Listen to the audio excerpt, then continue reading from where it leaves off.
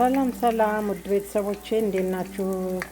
እኔ ደህና ነኝ፣ እግዚአብሔር ይመስገን። ሁላችሁም በያላችሁበት በዓለም ዳርቻ ሰላማችሁ ብዝት ይበልልኝ። ዛሬ እንግዲህ ፓስቴ እንሰራለን። አብረን አብኩተን አብረን እንሰራለን። ውድ ቤተሰቦቼ ይሄንን ፓስቴ እንግዲህ እንዴት እንደሰራሁት አብረን እንሰራለን። ወደ ልጅነት ትዝታ ልመልሳችሁ ብዬ ነው እና አንዳንዴ ሲያምረን ደግሞ እንደዚህ ሰራ አድርገን እንበላለን። እና ያው እንግዲህ ነጩ ዱቄት አይደለም ቅልቅል ነው ይሄ ያዘጋጀሁት። እና ውድ ቤተሰቦቼ አብራችሁን ቆዩ። ስራውን አብረን እንሰራለን፣ አብረን እንጀምራለን። በተረፈ ሰብስክራይብ፣ ላይክ፣ ሼር እያደረጋችሁ ለምታበረታቱኝ ሁሉ እጅግ አድርጌ በጣም አመሰግናለሁ። ውድ ቤተሰቦቼ በጣም ቆንጆ ፓስቲ እንሰራለን አብረን፣ ወዱታላችሁ።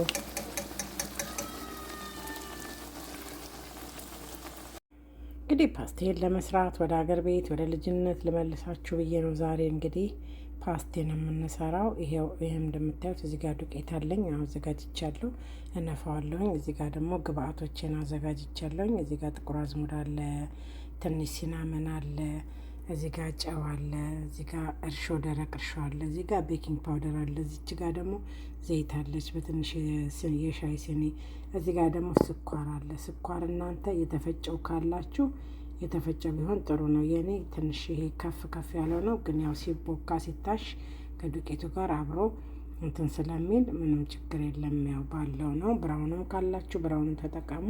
ሲናመኑን ደግሞ ለቴስቱ ነው ያደረኩት። እናንተ ደግሞ ቫኒላም ካላችሁ ቫኒላም መጨመር ትችላላችሁ። ጥቁር አዝሙድም እንግዲህ ለፓስቴ በጣም ያው ወሳኝ ነው። ጣዕሙም ሆነ እንትኑ በጣም ቆንጆ ነው የሚሆነው። ስለዚህ እነዚህን ግብአቶች ተጠቅሜ እንግዲህ ቆንጆ ፓስቴ እንሰራለን እላለሁኝ። አሁን ዱቄቴን እንግዲህ ወደ መንፋት ነው የምገባው። ውድ ቤተሰቦቼ እናንተ ሰብስክራይብ፣ ላይክ፣ ሼር እያደረጋችሁ አበረታቱኝ እላለሁ። ምንጊዜም ከጎኔ ላላችሁ ደግሞ እግዚአብሔር አምላክ ጤና እድሜ ይስጣችሁ። እግዚአብሔር አምላክ ሀገራችንን ሰላም ያርግልን። ጾማችንን ደግሞ እንዲሁም ደግሞ የሙስሊም እህቶቻችን፣ ወንድሞቻችን፣ አባቶቻችን፣ እናቶች እንኳን አደረሳችሁ እያልኩኝ አሁን ደግሞ የእኛንም ደግሞ እንዲሁ አስፈጽሞ ተመስገን እንድንል ያብቃን ያድርሰን። እግዚአብሔር አምላክ እንደ ቸርነቱ ሁሉንም ነገር ያደርግልን። አሁን ዱቄቴን ነፍቼ እንግዲህ ወደ ማብካት ነው የሚሄደው። ውድ ቤተሰቦቼ እናንተ አብራችሁን ቆዩ፣ የትም እንዳትሄዱ። ቆንጆ ፓስቴ ልጅነታችንን ፓስቴ ነው የምሰራው። በልጅነት መቼም ይህን ፓስቴ ያልበላ የለም ሀገር ቤት፣ ያው የታወቀ ነው። እንደ ሳንቲምም ስናገኝ ወደዛው ነው ሮጠን የምንበራው እና ቆንጆ ፓስቴ እንሰራለን። አሁን ዱቄቶቹን እንግዲህ ዱቄቱን ነፋፍቼዋለሁኝ። አሁን ሲናመኑንና ጨዋን፣ ቤኪንግ ፓውደሩን እንደዚሁ ነፋ አድርጌ አብሬ ነፋፍቼ ያዘጋጀዋለሁ። ምክንያቱም ከውስጡ የሚወጡ ነገሮች ሊኖሩ ይችላሉ እና ደግሞ እንግዲህ እርሾዬንና እንትኔን እንደባልቃለሁኝ። ይህም በዚህ ላይ ያቆምና እርሾዬን እንደባልቃለሁ፣ ስኳሬን እንደባልቃለሁ። ጥቁር አዝሙድ አሁን ትንሽ አረግና በኋላ ደግሞ አብሬ ትንሽ አድርጌ አሁን ትንሽ ለሰስ ባለ ውሃ ነው የማቦካው።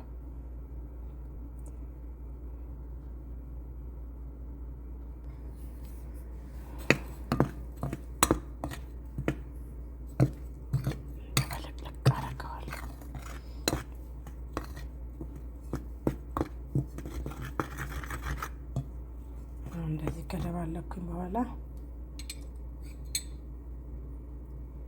ዘይቴንም አብሬያት አደርጋለሁ። አሁን ውሃ አዘጋጅቻለሁ፣ ለብ ያለ ውሃ። አሁን እንግዲህ ውሃዬን ጨምርና እሽት አድርጌ አብክቼ ማሸት ይወዳል ሁሉም ነገር፣ ለዳቦም ይሁን ለቂጣም ይሁን ለምንም እንዳይብረም ጣድ ቂጣ ካልሆነ በስተቀር እነዚህ እንደ አምባሻም በደንብ መታሸት ይፈልጋሉ። አሁን ይሄንን በደንብ አድርጌ አብክቼ ተመልሼ እመጣለሁ። አብራችሁን ቆዩ። ያው በዚህ መልኩ እንግዲህ በጣም እያሸሁት ነው ያለሁት። እንግዲህ አሁን በደንብ ቆንጆ አድርጌ አሽቸዋለሁ፣ አብኩቸዋለሁኝ። ውድ ቤተሰቦቼ እንግዲህ ኩፍ ሲል ደግሞ ተመልሰን እንመጣለን። አሁን ጨርቅ ሽፍን አረግና በላስቲክ ሸፍኜ ያቆየዋለሁ። ሲቦካ ደግሞ ተመልሼ እመጣለሁ። ያው እንግዲህ እንደምታዩት በደንብ አድርጎ ኩፍ ብሎልኛል። ግን ድጋሚ መልሰዋለሁኝ አንድ ጊዜ፣ ሁለተኛ እስኪቦካ ጠብቀዋለሁ። ይኸው አሁን ሁለተኛውን መልሼዋለሁ። እንግዲህ ደግሞ በደንብ አድርጎ ሲቦካ ተመልሼ እመለሳለሁ። ይኸው በዚህ አይነት እንዲህ ቆንጆ ሆኖ እየደረሰልኝ ነው ያለው። በስመ አብ በጣም ቆንጆ ነው። ሽታው ራሱ የጥቁር አዝሙዱና የእንትኑ ያውም ጥቁር አዝሙዱን ሁሉንም አልጨመርኩትም። ትንሽ መጀመሪያ እሽት አድርጌ አብሬ ጨመርኩት። ከዛ ደግሞ መልሼ የተወሰነ ጨመርኩኝ። እንዴት ቆንጆ መሰላችሁ! በጣም ቆንጆ ጣፋጭ የሆነ የፓስቴ የሻይ ቤት ፓስቴ ቆቆር የምንለው ወይም ደግሞ ጮርናቄ የምንለው ያኛውን ነው። ጮርናቄ የምንለው ቀጣን ብላ ሆና እንደ ፓስቴ ሆና የምትሰራውን ነው። ቆቆር ደግሞ የምንለው ይሄ ጥጥር ያለውን ነው። ስለዚህ ይሄ ደግሞ ፓስቴ ነው። ልዩነታቸውንም በዛው ላሳውቃችሁ ብዬ ነው። እንግዲህ በልጅነት ያልበላ የለም። አሁንም ደግሞ አንዳንዴ ትዝ ሲለን እንደዚህ አስበን እንሰራለን። አሁን እንግዲህ የመጨረሻው ላይ ደርሻለሁ። የመጨረሻውን እየሰራሁ ነው ያለሁት። በዚህ መልኩ እየጨረስኩኝ ነው። እንግዲህ ለልጆች ለመክሰስም ሆነ ለቁርስ እዚህም ሀገር ያሉትን ደግሞ ትውስታችንን እያስተማራችሁ ለልጆች እንደዚህ ሰርታችሁ ተመገቡ ላለሁኝ እና በጣም ቆንጆ ነው፣ ትወዱታላችሁ። ውድ ቤተሰቦቼ እንግዲህ ይኸውና በዚህ መልኩ ጨርሻለሁ። በጣም ቆንጆ ነው። በጣም በቃ ክሪስፒ የሆነ በእውነት በጣም ትወዱታላችሁ። እንዴት ክሪስፒ መሰላችሁ! እስመ አብ ወወልድ ወመንፈስ ቅዱስ። ይኸውላችሁ እንዴት ቆንጆ እንደሆነ ላሳያችሁ። ቃናው ብትሉ ምን እንዴት ቆንጆ መሰላችሁ! በቃ ደንበኛ ሀገር ቤቱን ፓስቴ የሻይ ቤቱን ፓስቴ ነው የሰራሁት። በጣም ትወዱታላችሁ። ቆንጆ ነው እና አንዳንዴ እንግዲህ መቼም ያው ፓስቴ ብዙም እንትን ባይልም የልጅነት ያሳደገን ነው። ስለዚህ ጥሩ ነው፣ ቆንጆ ነው። አንዳንዴ እንደዚህ ሲያምር ሰርቶ መብላት ምንም ማለት አይደለም። እንግዲህ ውድ ቤተሰቦቼ ከወደዳችሁ ትዝታችሁ ከመጣ ላይክ፣ ሼር፣ ሰብስክራይብ አድርጉኝ እላለሁ። ውድ ቤተሰቦቼ ከነፂ ክችን ነው። እንግዲህ ስለምታበረታቱኝ ሁሉ እጅግ አድርጌ በጣም አመሰግናለሁ። ሰላሙን ሁሉ ለዛሬ ይዤላችሁ የመጣሁት ፓስቴዎችን ይዤ ነው። ተወዱታላችሁ። መልካሙን ሁሉ ተመኘው ባይ